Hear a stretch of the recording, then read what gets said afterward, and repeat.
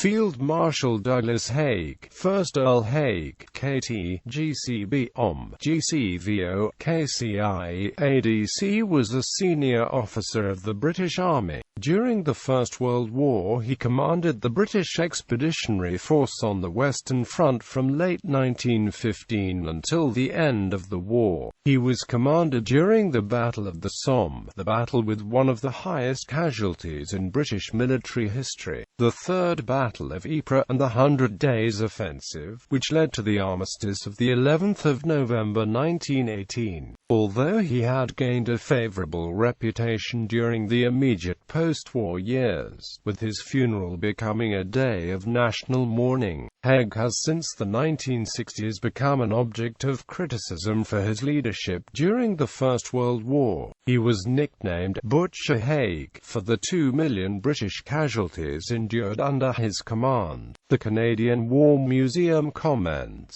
"His epic but costly offensives at the Somme and Passchendaele have become nearly synonymous with the carnage and futility of First World War battles." Major General Sir John Davidson, one of Haig's biographers, praised Haig's leadership, and since the 1980s some historians have argued that the public hatred in which Haig's name had come to be held failed to recognize the adoption of new tactics and technologies by forces under his command, the important role played by British forces in the Allied victory of 1918, and that high casualties were a consequence of the tactical and strategic realities of the time. Early life. Haig was born in a house on Charlotte Square, Edinburgh, but technically it was addressed as 19 Hope Street, the side street to the southwest. He was not an aristocrat by birth, or even landed gentry. His father, John Haig, an irascible alcoholic, was middle class, and as head of the family's successful Haig and Amp Haig whiskey distillery had an income of £10,000 per year, an enormous amount at the time. His mother was from a gentry family fallen on straitened circumstances. Haig's education began in 1869 as a boarder at Mr. Bateson's school in Clifton Bank, St Andrews. Later in 1869, he switched to Edinburgh Collegiate School, and then in 1871 to Orwell House, a preparatory school in Warwickshire. He then attended Clifton College. Both of Haig's parents died by the time he was 18. After a tour of the United States with his brother, Haig attended university, studying political economy, ancient history and French literature at Brasenose College, Oxford, 1880 to 1883. He devoted much of his time to socializing. He was a member of the Bullingdon Club and equestrian sports. He was one of the best young horsemen at Oxford and quickly found his way into the university polo team. Although he passed his exams, he was not eligible for a degree as he had missed a term's residence due to sickness, and if he had stayed for longer he would have been above the then age limit to begin officer training in the Royal Military College at Sandhurst, which he entered in January 1884.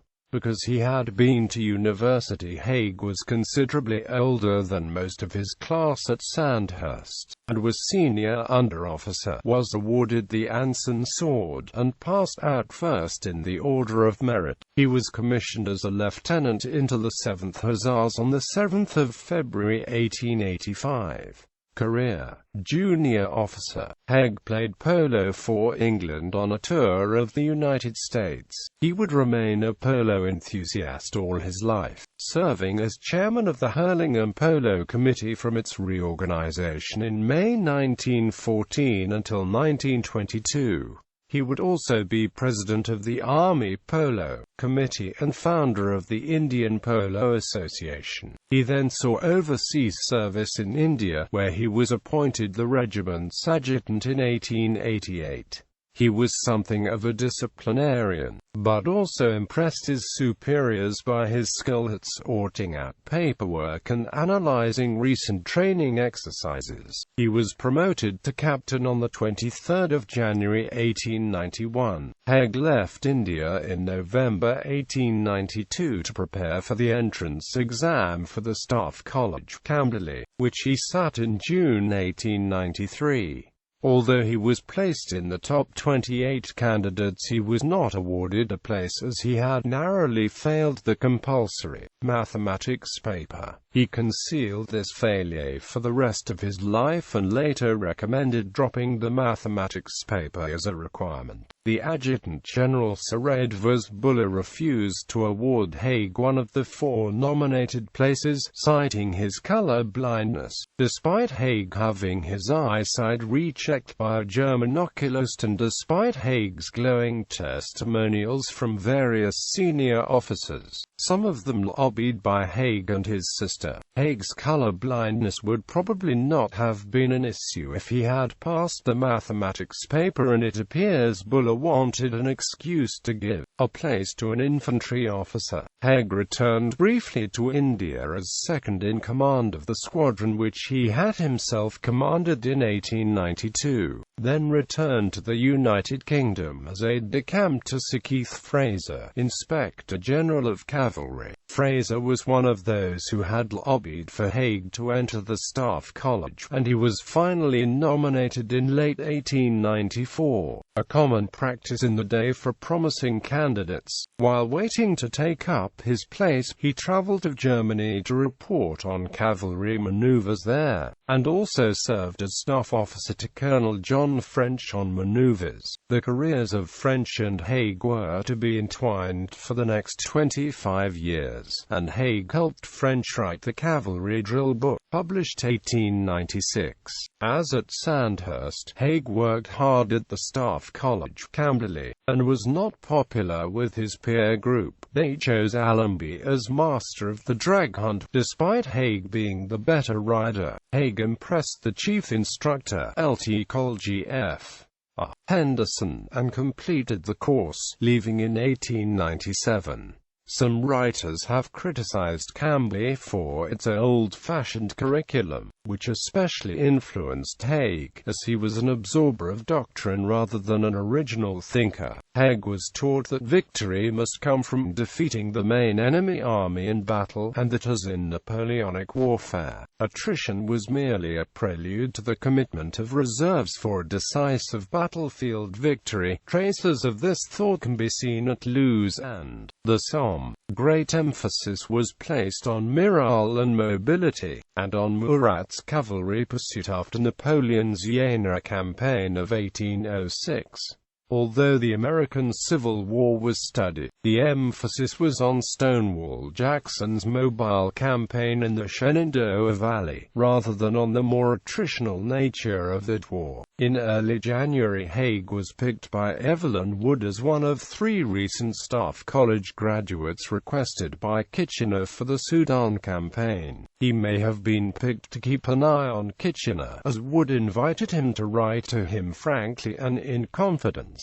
Haig needed little encouragement to criticize his superiors. He was especially critical of Kitchener's dictatorial habits. Kitchener's force was Anglo-Egyptian, and Haig was required to formally join the Egyptian army, most of whose officers were British. The plan had been for him to train and take command of an Egyptian cavalry squadron, but this did not happen as Kitchener did not want a command reshuffle with combat imminent. Unlike many British officers, Haig believed that the Egyptians could make good soldiers if properly trained and led. Still without a formal position but accompanying the cavalry, Haig saw his first action in a skirmish south of Atbara, and in his report to Wood commented on the lack of British machine guns, despite persistent mythology that he did not appreciate machine guns. Haig had in fact made a special trip to Enfield to study particularly the Maxim gun, and throughout the campaign commented on its worth. 4 days later he was made staff officer of Brevet Lieutenant Colonel Broadwood's Cavalry Brigade. Haig distinguished himself at his second action, the Battle of Nucula, where he supervised the redeployment of squadrons to protect the rear and then launch a flank attack. As Broadwood was busy in the front line, he was present at the Battle of Atbara, after which he criticized Kitchener for launching a frontal attack without taking the dervishes in flank as well. After Atbara, Kitchener was given reinforcements and Haig received a squadron of his own, which he commanded at Omdurman. He was promoted to brevet major on the 15th of November 1898. Haig returned to UK, hoping for a position at the War Office, but was instead appointed brigade major to the 1st Cavalry Brigade at Aldershot. Haig had recently lent £2,500 to the brigade commander John French to cover his losses from South African mining speculations, so that French, regarded as a talented cavalry commander, did not have to resign his commission. Haig was promoted to the substantive rank of major on the 26th of June 1899.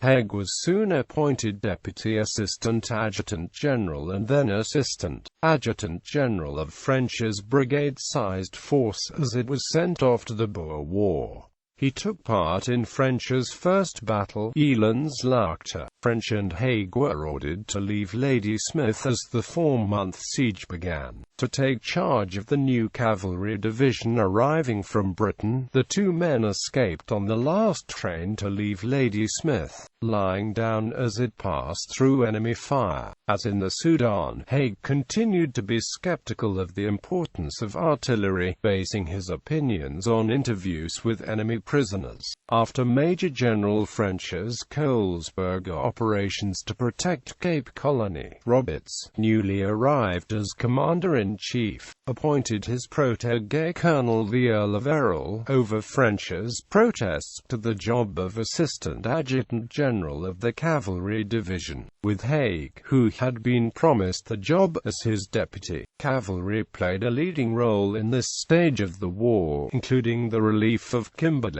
which featured a spectacular British cavalry charge at Clip Drift. Haig was briefly given command of the 3rd Cavalry Brigade, then made AAG to the Cavalry Division at last after Errol was moved to a different job. French's division took part in the capture of Bloemfontein and then Pretoria. Haig privately criticized Roberts for losses to horses and men and thought him a silly old man. After Roberts had won the conventional war, Kitchener was left in charge of fighting the Boers, who had taken to guerrilla warfare. The cavalry division was disbanded and French, with Haig still his chief of staff, was put in charge of an all-arms force policing the Johannesburg area, later trying to capture the Boer leader De Wet around Bloemfontein. In January 1901, Haig was given a column of 2,500 men with the local rank of Brigadier General, patrolling Cape Colony and chasing Commandant Kritzinger, as was standard policy at the time. Haig's actions included burning farms as part of the well-known British scorched earth policy, as well as rounding up Boer women and children in 2 concentration camps. Throughout the war, Haig's sister Henrietta had been lobbying Evelyn Wood for her brother to have command of a cavalry regiment of his own when the war was over. French, probably not wanting to part with a valuable assistant, recommended Herbert Lawrence for the vacant command of the 17th Lancers, but Roberts, now Commander-in-Chief in the UK, overruled him and gave it to Haig.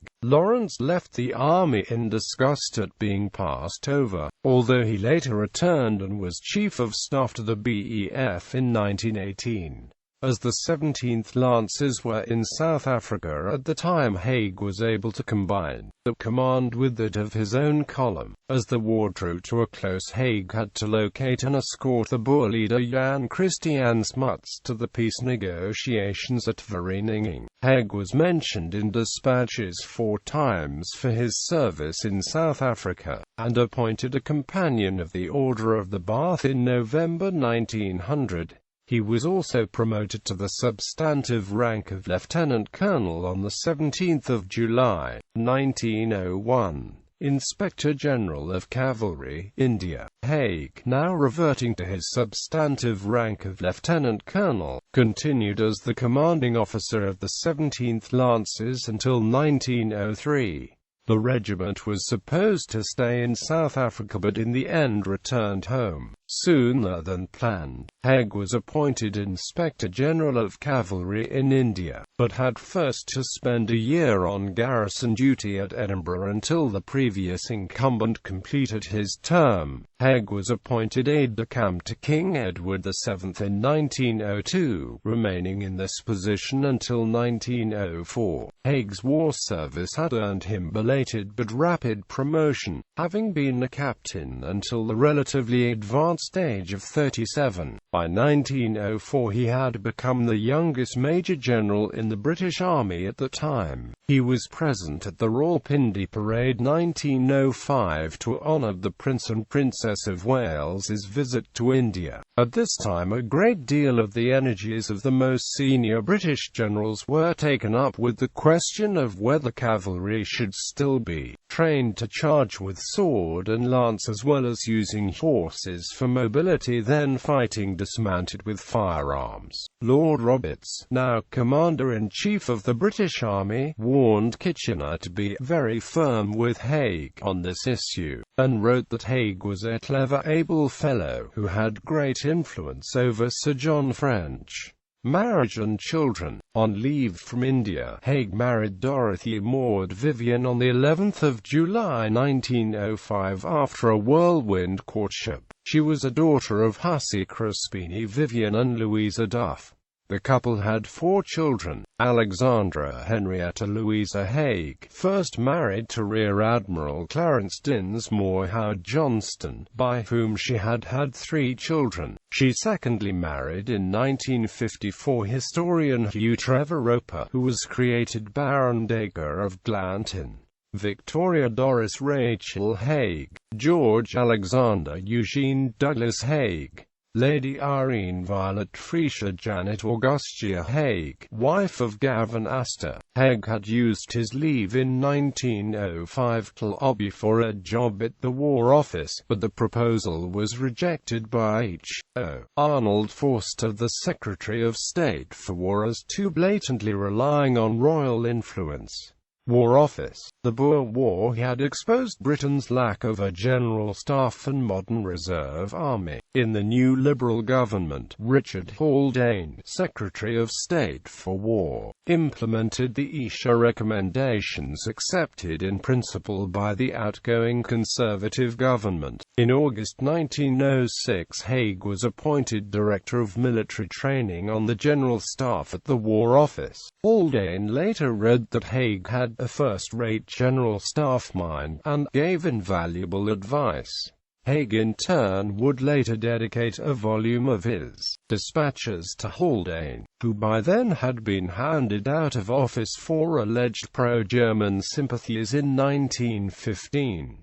Although both men later claimed that the reforms had been to prepare Britain for continental war, they did not create a continental-sized army, and it would be truer to say that they created a small professional army within a budget, with conscription politically impossible despite Lord Roberts' campaigning. The reforms reorganized the militia, yeomanry and volunteers into the new territorial army. Haig was intolerant of what he regarded as old-fashioned opinion and not good at negotiating with strangers. The militia were the last to agree, and had to be turned into a special reserve by Act of Parliament. Haig had wanted a reserve of 900,000 men, but Haldane settled for a more realistic 300,000. Haig's skills at administration and organizing training and inspections were better employed in setting up an expeditionary force of 120,000 men in 1907.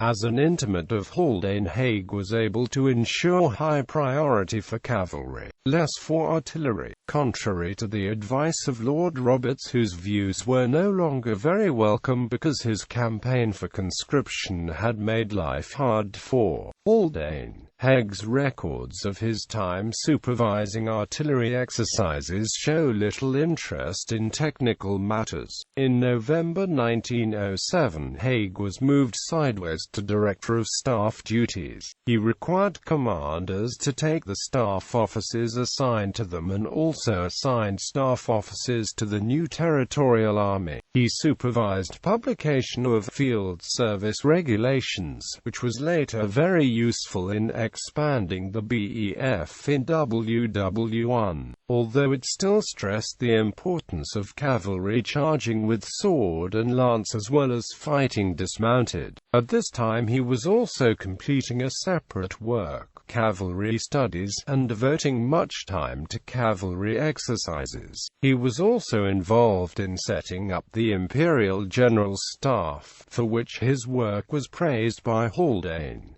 Chief of Staff, India. By 1909 it seemed likely to Haldane and Haig that an Anglo-German war loomed, and Haig was at first reluctant to accept appointment as Chief of the General Staff in India. He passed the Director of Staff duties job to his loyal follower Brigadier General Kegel, to whom he wrote with advice every fortnight. Haig, who had been knighted for his work at the War Office, was promoted to Lieutenant General in November 1910. In India he had hoped to develop the Indian General Staff as part of the greater Imperial General Staff, and to organize dispatch of Indian troops to a future European war. His plan for mobilizing the Indian Army to send to Europe in the event of war was vetoed by Viceroy Lord Hardinge. In the event an Indian corps would serve on the Western Front, and Indian troops were used in the Middle East. Aldershot Haig left India in December 1911, and took up an appointment as General Officer commanding Aldershot Command in March 1912. In the army manoeuvres of 1912 he was decisively beaten by Sir James Grierson, despite having the odds in his favour, because of Grierson's superior use of air reconnaissance. At dinner afterwards Haig abandoned his prepared text, and although he wrote that his remarks were well received, Charters recorded that they were unintelligible and unbearably dull, and that the visiting dignitaries fell asleep. Haig's poor public speaking skills aside, the maneuvers were thought to have shown the reformed army efficient.